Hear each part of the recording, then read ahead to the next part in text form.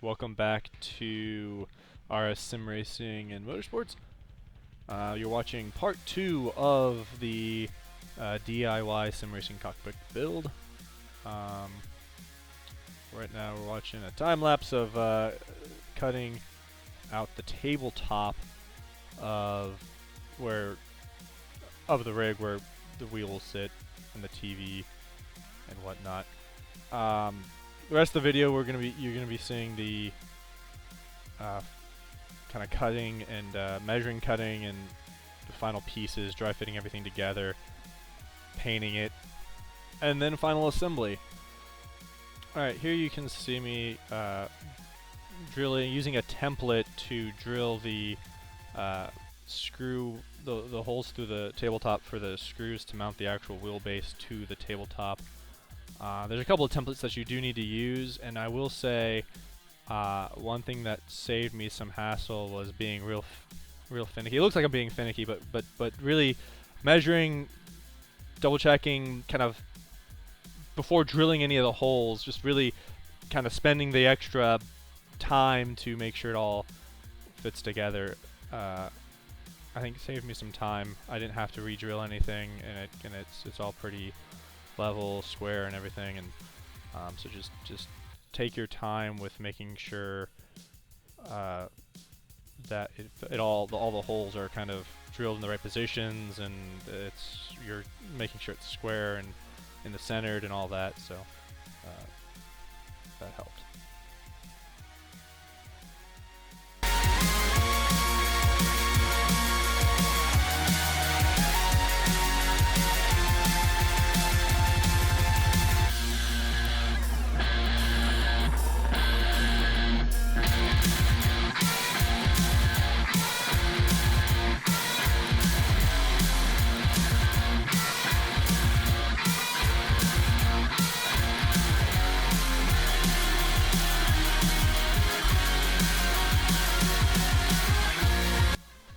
So just a quick word about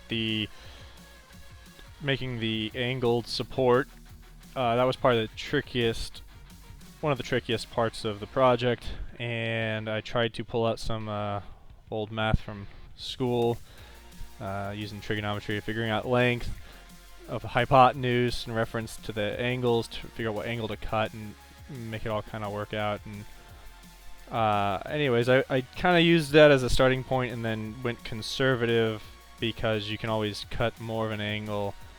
If you cut too much of an angle, then you've got to start the piece over. That was another area where I took a bit of time and make sure I wasn't taking too much out, and then kind of trial and errored it a little bit at a time to get the right angle. And it worked out.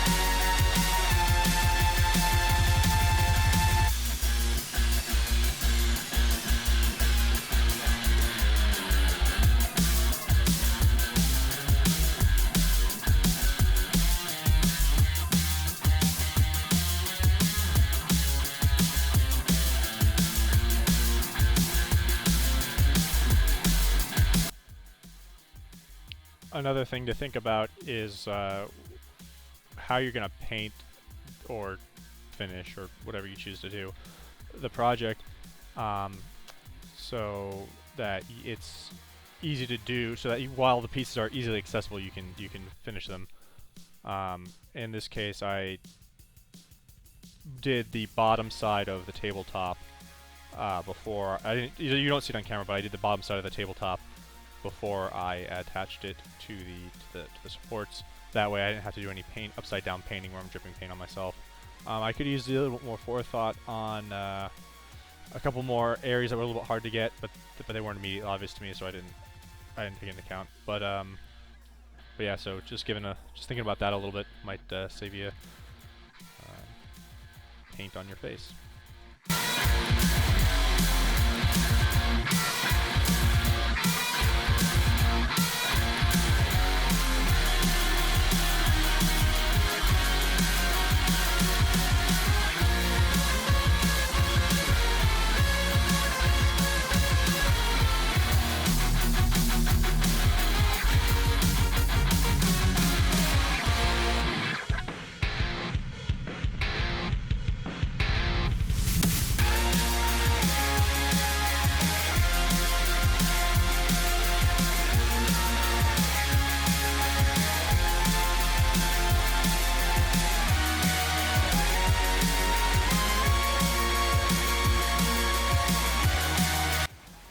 Alright, so I finished getting the legs together.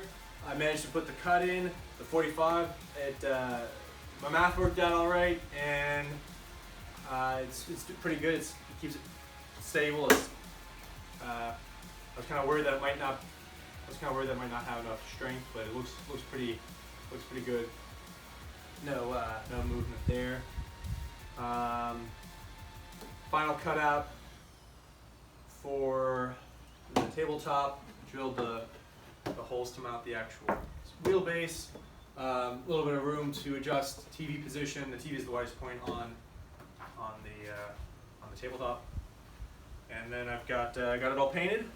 I have not put these two boards in that'll hold the brake pedal set firmly in place, because it's just hard to get to the bolts to screw the nuts on to attach the bolts. So that'll be the next. I'll put that. Now that it's painted, I'll run the bolts through. I countersunk it, so run the bolts through, fasten them down securely, and then I've got the holes pre-drilled and everything. I'll just be lining it all up and zip it in. Once that's done, I'll be able to move it inside. I'm going to wait to mount the seat to it until it's inside, because it'll trying to get through the doorways and all that with the seat on will be a little more tricky. Right now, without the seat on, just the wood, it's really pretty light, pretty easy to move around, and it's not too much of a chore taking the seat on and off. So I don't think it'll, even if I have to change rooms or something like that, just take the seat off, and then it should be pretty easy to move. I've added this hand rest, essentially, to help get in and out of it, since it is pretty low to the ground. Give you something to put your hand on when you're climbing in and out.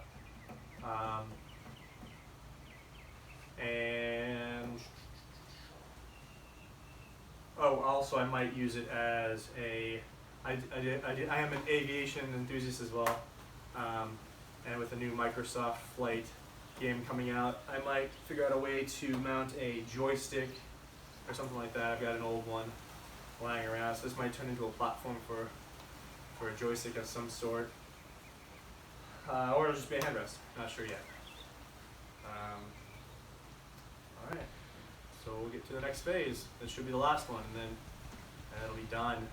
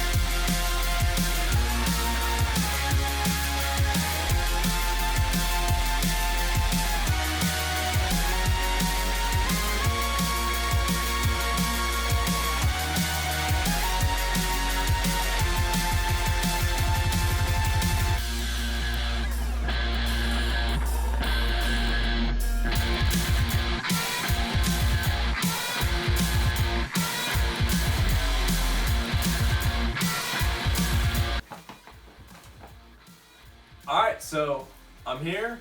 I'm sitting in it. It's pretty much done. I've tested it out for a couple hours with Project Cars 2, and for the most part, I'm pretty happy with it.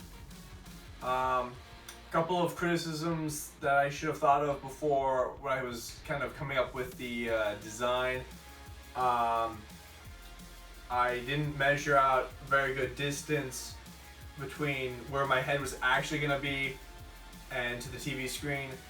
I measured it from the back of the headrest, but that's not really where your head sits when you're playing. So it's a little bit closer than I would like.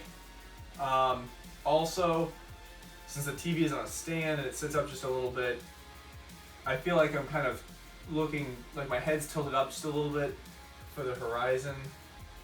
Not too much, but I think I would like if the TV was just a little bit lower as well. So I think the fix to that might be to get like a TV mount and bolt in a TV mount that's adjustable or something like that, and I can sit it all the way down to the surface of the tabletop. And then probably move it a little bit farther back. It looks like there might be 3 or 4 inches I might be able to gain, which I think with that, and I don't need much. So, but that'll be a project for another day. I'm gonna see if I get used to it this way. The other thing that I should have thought about, well, I did think about, but I didn't do enough measuring. I didn't do enough planning. Is there's no place to really put either a computer or the PlayStation, whatever you're using to play the game. If I could have left it a little bit more back, I might have been able to fit something back here. Or if I made this a little bit longer, this might have been a good place, although I'm not wild about that because of reclining the seat and whatnot. Like a taller computer might get knocked over. And then trying to plug in the pedals was pretty challenging. So should have thought of that was a user error, mistake on my part. I didn't think about plugging it in before screwing it in, and so spent a lot of time on the hands and knees trying to finesse in the connector. But yeah, other than that, it's stable, it's sturdy. This has worked out pretty nice. It's easy to get in. It makes sliding the knees in and out definitely a lot easier since I'm a taller guy. And it doesn't really, it doesn't move around a lot when you're yanking on the steering wheel. A lot more comfortable than sitting at the way I had it set up before was a dining room table in a dining room table chair. It was just completely upright and not a very comfortable position to play at for any length of time. Where, as I said, I've tested this out and it seems pretty comfortable. And so yeah, I think it's a good starting point. I'll probably try to make a few modifications after I use it a little bit more. Maybe not. If I just get used to it, I'll just deal with it. And of course, I'll give you an update if I do. Alright, thanks for watching.